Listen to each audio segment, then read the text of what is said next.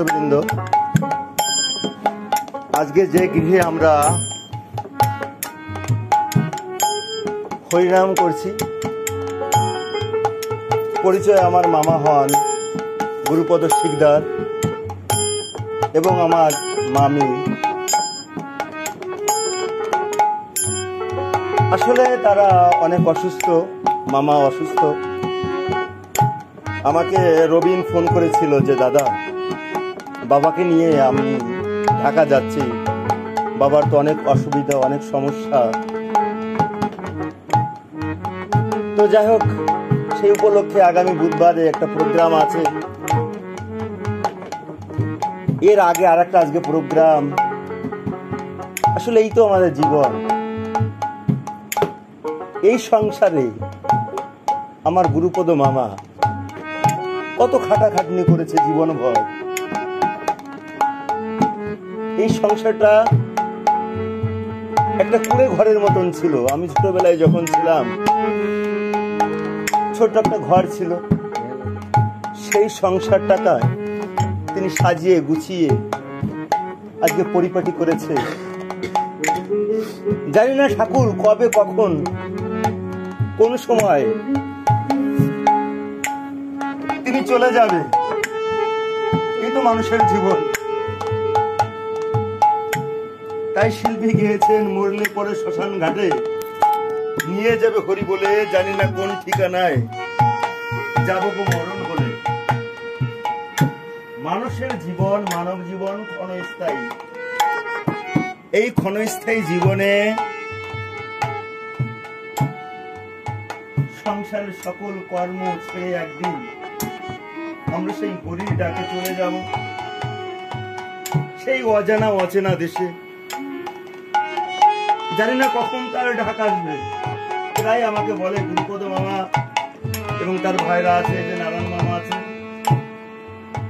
একজন তো ওপরেই চলে গেছে, হরিপদ মামা, হরি শিকদার আমার শিক্ষা গুরু ছিল। আসলে এই যাওয়া আসার এই দিন, এই জগৎ সংসার, কেউ চিরদিন থাকতে পারে না এই মায়ার জগতে। এই মায়ার জগৎ, এই মায়ার জগৎটা বেশি দিন টেকে না। মায়ার জাল বেশি দিন টেকে না। এই পৃথিবীতে আসলে তার চলে যেতেই হবে। We must die today or tomorrow. আমরা অবশ্যই মারা যাব, আজ অথবা আগামীকাল। It is universal truth. এটা চিরন্তন সত্য। আমি ঠাকুরের কাছে, পূর্ণ ব্রহ্ম শ্রী শ্রী হরিচাঁদ গুরুচাঁদের কাছে প্রার্থনা রাখি এবং উপস্থিত যারা ভক্তবৃন্দ আছেন, খেয়ালের বশীভূত হোক, যেভাবেই হোক আজকের এই কথা কীর্তন আলোচনা, আজকের এই হরিভাষর, হরি সংকীর্তনের আলোচনা। আমি অত্যন্ত ধন্যবাদ জানাই আমার স্ত্রী রবিন শিকদার, আজকের অনুষ্ঠানের আয়োজন করেছে। আর যে আজকের যে হারমোনিয়াম মাস্টার আমার শ্রদ্ধেয় সুজন মন্ডল কাকা, স্নেহের সজীব এবং বিশ্বজিৎ। আসলে আমি ঠাকুরের কাছে প্রার্থনা রাখি তারা যেন এমনি ভাবে, এভাবে যেন সাধু সঙ্গ ভক্ত সঙ্গ করতে পারে। তারা বুঝেছে, তারা উপলব্ধি করেছে এই মায়ের জগৎ হয়তো আমরা বেশি দিন থাকবো না। তাই আমরা এই ঠাকুরের পথে, ঠাকুরের নাম গানে আমরা ছুটে যাই। কিছুদিন আগে আমি সজীবকে নিয়ে একটা প্রোগ্রাম করেছিলাম বহুগ্রামে। সেখানে সে হারমোনিয়াম বাজিয়েছিল, বিশ্বজিৎ ছিল ফুলে হিসাবে। আসলে এই মায়ের জগৎ, যে কথাটা বলছি, এই মায়ের জগৎ ছিন্ন করে একদিন চলে যাব।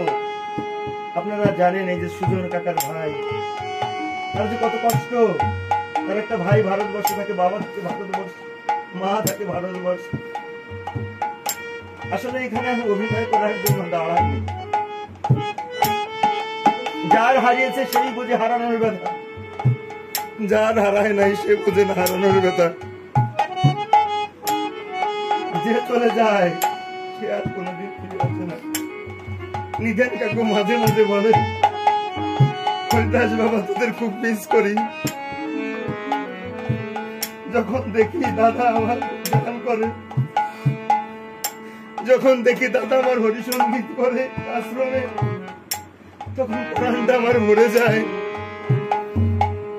তোর এই ফেসবুক ইউটিউবের মাধ্যমে আমার দাদাকে আমি দেখতে পারি। তারও অনেক পুরা, অনেক খেলা, অনেক যন্ত্রণা হয়। আমার সেই নিধান কাকা আমাকে অনেক কথা বলে, হরিদাস কেন ভারতবর্ষে এলাম? বিধান কাকা বলে কেন ভারতবর্ষে এলাম? ভাই কেন হারিয়েছি? কিন্তু হারানোর মতনই জীবন, এপার ওপার বাংলায় তারা থাকে। বিধান কাকু অনেক কষ্ট জানায়, হরিদাস বাবা সুজনকে তোরা দেখিস। নিধান কাকু বলে সুজনকে তোরা দেখিস। শুধু ভক্তবৃন্দ, আমরা জানি, আমরা উপলব্ধি করেছি আমাদের জীবন ক্ষণস্থায়ী। আমরা চলে যাব এই পৃথিবী ছেড়ে, এই মায়ের জগৎ ছেড়ে। ভারতে, বাংলাদেশে যে যেখানেই থাকবো, সবাই যেন তার আপন জনকেই কাছে পায়। আমি সেই সুজন কাকার ভাই, স্নেহের নিধান অত্যন্ত নিধান যাত্রা ছিল। আজকের এই কথা কীর্তনের মধ্য দিয়ে আমি তার জন্য প্রার্থনা রাখি। তার সামনে একটা চাকরির পরীক্ষা, যাকে নিয়ে আমরা কীর্তন করে আজকের আলোচনা করি, সেই সামনে নিধান কাকার একটা চাকরির পরীক্ষা। আপনারাও তার জন্য আশীর্বাদ করবেন। নিধান কাকার জন্য একটা ভালো চাকরি হয়ে যায় এবং হাসি খুশি মনে আবার বাংলাদেশ আসতে পারে। যে কথাটা বলছি, এই মায়ের জগৎ, এই মায়ের সংসার দুদিনের। এই তো সেদিনের কথা, ক্লাস 2-তে যখন পড়েছি আমি, হাঁটি হাঁটি পা করে আসতাম হরিপদ মামার কাছে, হরিশিকদার মামার কাছে। তার কাছে শিক্ষা নিয়েছি। মামা চলে গেছে, গুরুপদ মামা অসুস্থ, মামিটা অসুস্থ। আমার খুব ভালো লেগেছে।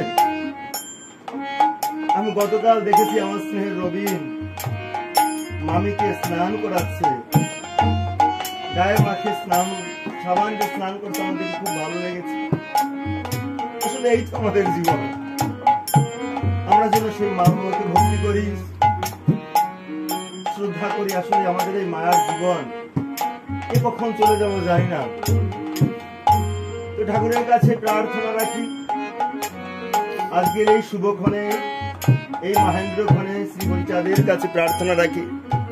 সেই গুরুপদ মামার সুস্থতা কামনা করছি এবং মামেরও সুস্থতা কামনা করি। এবং আপনারা জানেন আমার স্নেহের এই যে রবি, এর স্ত্রী সন্তান সম্ভাবনা, তার জন্য একটা সুসন্তান সেজন্য জন্মগ্রহণ করতে পারে। ঠাকুরের কাছে প্রার্থনা রাখবেন আপনারা। আর আজকে এই কথোপকথনের মাধ্যমে আমার যদি আলোচনায় কোথাও ভুল হয়, ক্ষমা সুন্দর দৃষ্টিতে দেখবেন। সকলের সাফল্য মনোনীত কামনা করছি। আর দিনেশের যে সন্তান সন্ততি আছে, তারাও যেন সুখে শান্তিতে থাকতে পারে। সকলের আকুল চরণে প্রণাম জানিয়ে আমার কথা কীর্তন সমাপ্ত করছি।